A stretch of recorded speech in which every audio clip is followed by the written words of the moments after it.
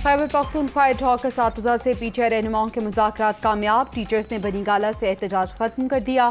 अली मोहम्मद खान और मुराद सईद ने जिम्मेदारी कबूल कर ली। शुरका का मौक़िफ़।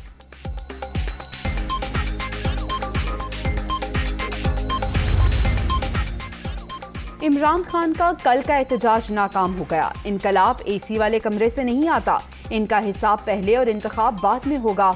उस्मान बुज़दार अरबों की जमीन जाली कागजात बनाकर हड़प कर गए। लीगी रहनुमा तलाल चौधरी।